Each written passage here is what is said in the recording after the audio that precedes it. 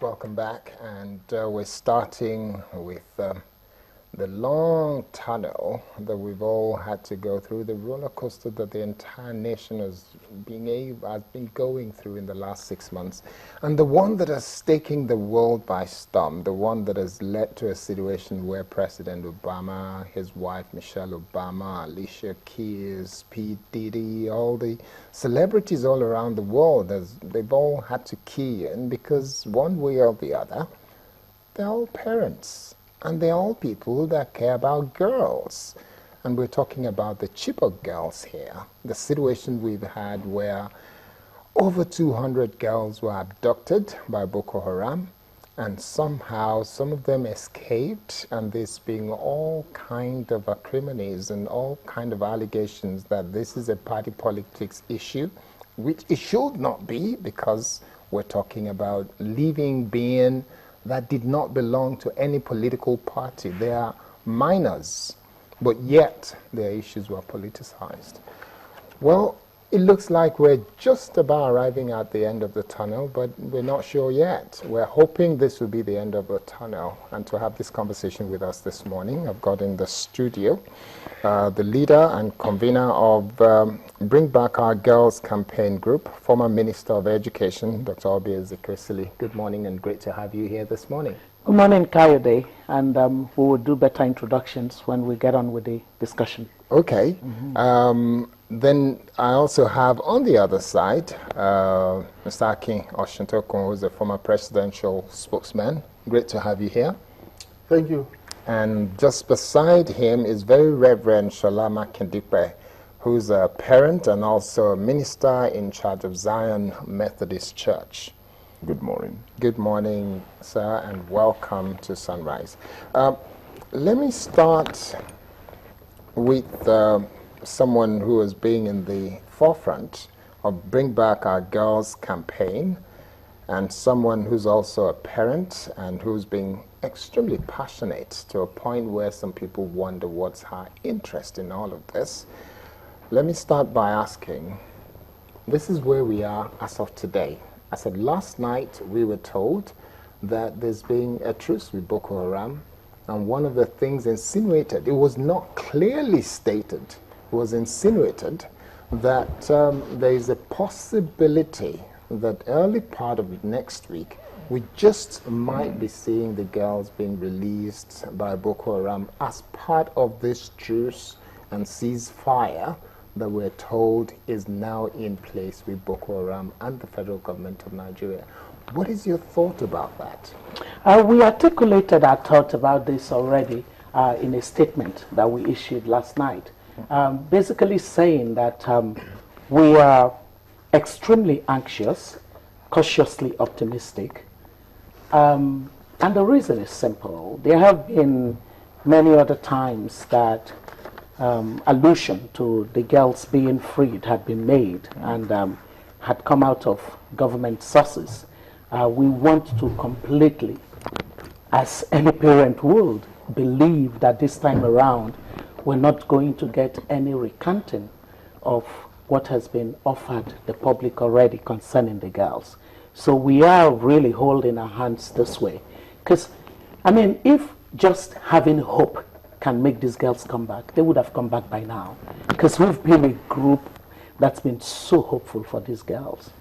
Okay, so what is your, if you're cautious about being hopeful and you're still not completely sure, what's your greatest concern about the possibility of their being returned? The greatest concern, Kayode, is that in the whole issue that's got to do with the Chibok girls, we've seen quite so much in terms of information that has not been properly managed. And in the course of poor management of the information, it has given room for doubt and for skepticism about whatever is said. And so it's gotten to the point where you really need early evidence. The best evidence that you can give would be, for example, if one of those that negotiated the deals were found in the midst of those girls, even before the girls are released. It would boost everybody's confidence.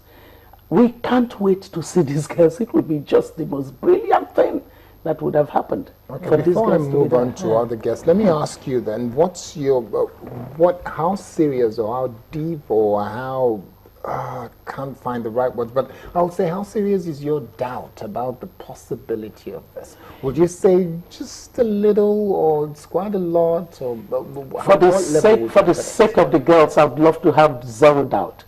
For the sake of just seeing those girls, I'd love to have zero doubt.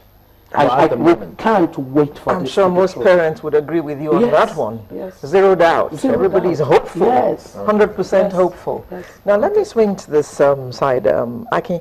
Initially, you know, there was all that talk about negotiate with terrorists. You don't negotiate with terrorists. And here we are now. Negotiations have taken place, and this is the result of it. What are your thoughts about negotiating with terrorists and the result of the negotiation after it did take place? Well, you know, I don't think there was ever a point in time where that option was taken off the table. And it is not a Nigerian position. It's an international position that you don't negotiate with terrorists. As a matter of fact, I think the president, well, I don't know whether it was the one who made the statement. It was after a meeting with the president of France that the supposed negotiation he then went back on it. But I think in this kind of situation, all you do is carrot and stick. And that applies to every situation of you find yourself in.